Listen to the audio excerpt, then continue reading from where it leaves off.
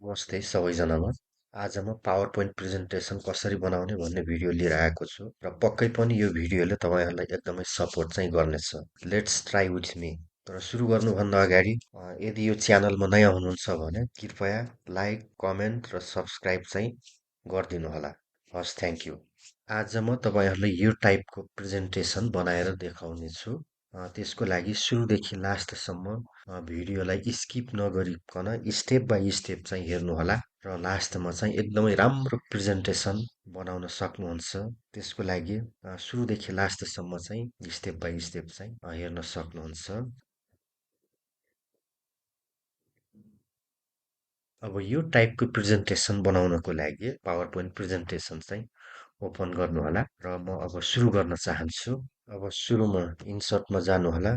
इन्सर्टमा गइसकेपछि यहाँ बक्समा क्लिक गर्नुहोला र यसरी यो टाइपको बक्स चाहिँ ल्याउनु होला। यो टाइपको बक्स चाहिँ ल्याइसकेपछि आवश्यकता अनुसार यसलाई कपी र पेस्ट गर्नुहोला। यसरी मैले कपी र पेस्ट गरेँ, अरू केही गरेन, कपी र पेस्ट गरेँ। अब यसलाई चाहिँ कलर चेन्ज गर्न सक्नुहुन्छ। यसरी कलर चेन्ज गरिदिनु होला। यसमा अर्को कलर राख्नु होला। अब यो बक्स बनाइसकेपछि तपाईँको विषयवस्तु अनुसार यसमा चाहिँ केही कुराहरू चाहिँ लेख्नुहुन्छ। फेरि यसमा राइट क्लिक गर्नुहोला, एडिट टेक्स्टमा क्लिक गर्नुहोला। मैले यसमा केही लेखिनँ। यो फर इक्जाम्पल तपाईँहरूको अब कुन विषयवस्तु अनुसार चाहिँ प्रेजेन्टेसन बनाइराख्नु भएको छ त्यही कुराहरू चाहिँ यो बक्समा चाहिँ राख्नु होला। अब यति कुरा बनाइसकेपछि फेरि इन्सर्टमा जानुहोला, पिक्चरमा क्लिक गर्नुहोला र यो पिक्चर आइकनको लागि तपाईँसँग अलरेडी नै ल्यापटपमा छ भने ड्राइभबाट ल्याउनु होला र तपाईँलाई कुनै अनलाइनबाट केही आइकन ल्याउने विचार छ भने यो अनलाइन पिक्चरमा क्लिक गर्नुहोला र यसबाट आफूले चाहिएको आइकन चाहिँ ल्याउन सक्नुहुन्छ। जस्तै मैले बिल्डिङ आइकन सर्च गरेँ भने अब यसमा विभिन्न किसिमका बिल्डिङ आइकनहरू आउँछ र यसमा चाहिँ के गर्नुहोला, जुन आइकन राख्नुहुन्छ त्यो आइकनमा यसरी क्लिक गर्नुहोला र इन्सर्टमा जानुभयो भने तपाईँले खोजेको आइकन चाहिँ यसरी पाउनुहुन्छ। अब यो जुनसुकै आइकन चाहिँ राख्न सकि तपाईँको विषयवस्तु अनुसारको आइकन चाहिँ राख्नु होला। अब यसमा चाहिँ के कुरा राख्नुहुन्छ, तपाईँ चाहिँ कुन विषयमा चाहिँ प्रेजेन्टेसन बनाइराख्नु भएको छ त्यो किसिमको आइकन चाहिँ यसरी राख्नु होला। अब अर्को बक्सको लागि फेरि इन्सर्टमा जानु होला, सेम प्रोसेस अनलाइन पिक्चरमा क्लिक गर्नु होला। अब लाइब्रेरी आइकन लेखेर यहाँ चाहिँ सर्च गर्छु। अब यसमा चाहिँ थुप्रै लाइब्रेरी आइकनहरू पिक्चर आउँछ र तपाईँलाई जुन मनपर्छ त्यो आइकन चाहिँ यसमा राख्न सक्नुहुन्छ। यसरी यो आइकन चाहिँ ल्याउनु होला। अब सेम प्रोसेस अनुसार आफूलाई चाहिएको आइकनहरू इन्सर्टमा गएर चाहिँ अनलाइनबाट आइकनहरू ल्याएर चाहिँ यो प्रेजेन्टेसनमा राख्नु होला। अब यसरी मैले आइकन राखिसकेँ। तपाईँहरू पनि सेम प्रोसेस अनुसार आफूलाई चाहिएको आइकनहरू यसरी इन्सर्टमा गएर चाहिँ राख्नु होला। अब यसलाई कसरी एनिमेटेड गर्ने भन्ने कुरा चाहिँ देखाउन गइरहेको छु।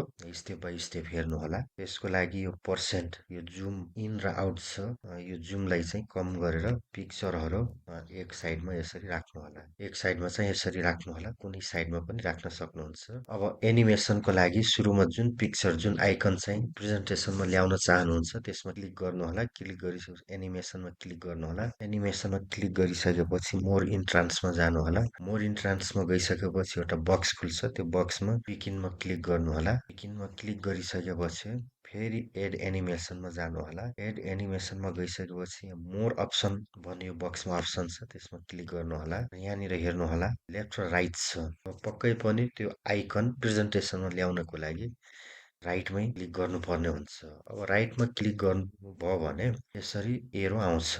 यसरी हेर्नु होला, अलि जुम गर्छु म। अब यसरी क्लिक गर्नुभयो भने यहाँनिर हेर्नु होला, यहाँनिर दुईटा पिक्चर आइरहेको छ। यहाँनिर बिल्डिङको आइकन छ र त्यसरी क्लिक गरिसकेपछि यहाँनिर एउटा अर्को सेम पिक्चर चाहिँ देखाइराखेको छ। अब यहाँनिर यसरी क्लिक गर्नुभयो भने दुईटा एरो भएको आइकन चाहिँ आउँछ। यो आइकन आइसकेपछि यसलाई चाहिँ ड्र्याग गर्नु होला। यसरी यो ड्र्याग गर्नु होला र कहाँनिर यसलाई चाहिँ एडजस्ट गर्नुपर्ने हो त्यहीँनिर चाहिँ राख्नु होला। यसरी राखिसकेपछि यसरी चाहिँ छोड्नु होला। अब क्रमशः अर्को आइकन पनि ल्याउनु पर्नेछ।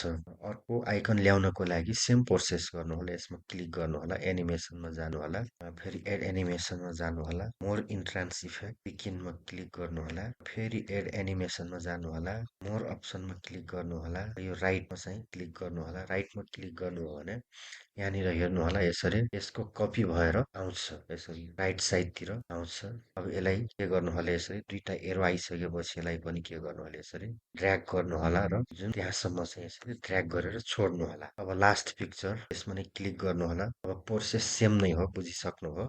त्यसकारण अब एड एनिमेसनमा जानु होला, more entrance effect begin, okay, again add animation, more option, राइटमा क्लिक गर्नुभयो भने यहाँनिर आइसकेको छ आइकनको एरो। त्यसमा चाहिँ यसरी राख्नुभयो भने दुईटा एरो भएको कर्सर चाहिँ देखाउनेछ। यसमा राखेर यसरी चाहिँ ड्र्याग गर्नु होला, कुन ठाउँमा चाहिँ राख्नु पर्ने हो एडजस्ट गर्नु होला र छोड्नु होला। अब यो आइकनको काम सक्यो। अब यो बक्सलाई पनि एनिमेसन चाहिँ राख्नु पर्ने छ। त्यसको लागि यसमा क्लिक गर्नु होला, एड एनिमेसनमा क्लिक गर्नु होला, इन्ट्रान्समा जानु होला, बिगिनमा जानु होला, ओके गर्नु होला र अगेन यो इफेक्ट अप्सनमा जानु होला। अब कुन साइडबाट चाहिँ बक्स ल्याउन चाहनुहुन्छ यो एरोमा चाहिँ क्लिक गर्नु होला। म चाहिँ फ्रम टपमा चाहिँ क्लिक गर्छु, यसरी चाहिँ आउँछ। अब नेक्स्ट बक्स, यसलाई नि सेम प्रोसेस गर्नु होला, एड एनिमेसन, मोर इन्ट्रान्स, बिगिनमा क्लिक गरिसकेपछि एड एनिमेसनमा जानु होला। एड एनिमेसनमा गइसकेपछि मोर इफेक्टमा जानु होला, मोर इफेक्टमा गइसकेपछि फ्रम टपमा राख्छु र यसरी टपबाट चाहिँ आउँछ। र अर्को लास्टमा सेम प्रोसेस गर्छ, बिगिनमा जानु होला, ओके गर्नु होला, इफेक्ट अप्सनमा जानु होला, यसरी फ्रम टपमा चाहिँ क्लिक गरेँ मैले र यसरी आउँछ। अब तपाईँको प्रेजेन्टेसन रेडी भयो र यसरी यसलाई चाहिँ हेर्नु होला एकचोटि।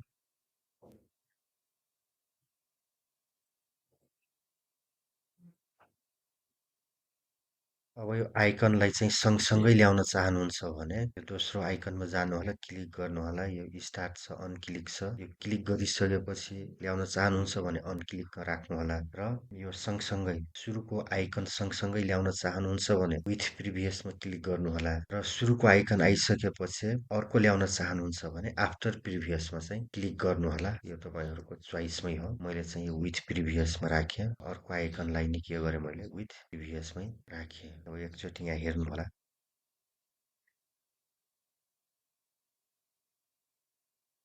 यसरी चाहिँ तपाईँ एकदमै राम्रो एनिमेटेड पावर पोइन्ट चाहिँ बनाउन सक्नुहुन्छ। Now let's try your self. र लास्टमा पक्कै पनि यो भिडियोलाई लाइक, कमेन्ट र सब्सक्राइब चाहिँ गरिदिनु होला। हस्, थ्याङ्क यू अर्को भिडियोको लागि।